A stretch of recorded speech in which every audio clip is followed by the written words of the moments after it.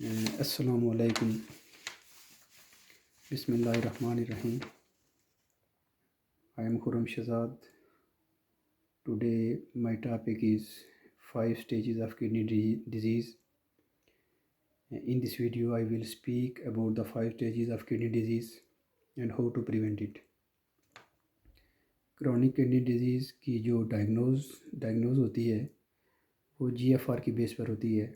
GFR क्या है? यानी GFR ये ग्लोमेरुलर फिल्ट्रेशन रेट होता है, जिससे अंदाज़ा लगा सकता है कि आपकी किडनीज जो ब्लड से जो वेस्ट मटेरियल जो बिल्डअप हो जाता है उसको कितनी हद तक फ़िल्टर कर रही हैं। तो ये GFR का अंदाज़ा आपका डॉक्टर बताएगा, और जो लैब रिपोर्ट्स होती हैं, जो RFT होता है, उसमें GFR कैलकुलेशन भी साथ देते हैं। ये वेट, एज और जो आपका क्रिएटिनिन होता है उसकी बेस पर GFR कैलकुलेट किया जाता है। तो इसमें बेसिकली जो किडनीज़ का जो फिल्ट्रेशन रेट होता है वो गिरना शुरू हो जाता है।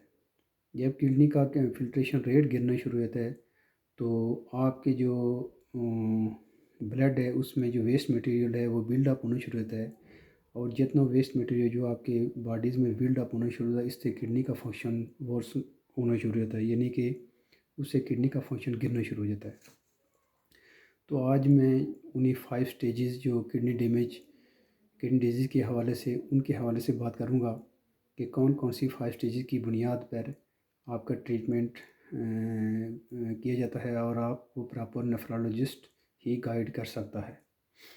इसमें जो स्टेज 1 CKD है, इसका मतलब है कि इसमें जो आपका GFR होता है वो 90 या ग्रेटर देन 90 होता है। तो इसमें कोई ख़ास डैमेज तो नहीं होता, लेकिन इसमें जो आपकी यूरिन की रिपोर्ट होती है उसमें प्रोटीन शो होती है और साथ फिज़िकल डैमेज वगैरह होता है किडनीज़ में। तो इसमें जो बाकी इसमें कोई ख़ास सिम्टम वगैरह नहीं होता, आपकी किडनीज़ अच्छी तरीके से फंक्शन कर रही होती हैं, लेकिन इसमें यही 2 सिम्टम्स वगैरह बाज़ औक़ात आना शुरू हो जाता है कि इसमें प्रोटीन और कोई फिज़िकल डैमेज वगैरह कुछ शो होना शुरू हो जाता है। इसी तरह स्टेज 2 CKD मीन इसका मतलब है कि आपकी किडनी में कोई मिल्ड डैमेज है और आपका GFR जो है वो between 60 and 89। Stage 2 kidney damage में जो साइंस हैं, इसमें भी वो प्रोटीन यूरिन वो हो सकता है, और physical damage to your kidneys ये भी हो सकता है। इसके बाद मैं जो स्टेज 3 CKD डिजीज़ है उसके बारे में बात करूँगा कि स्टेज 3 CKD मीन के इसमें जो आपकी GFR वैल्यू वो बिटवीन 30 एंड 59 के दरमियान होता है। तो this means that there is some damage to your kidneys.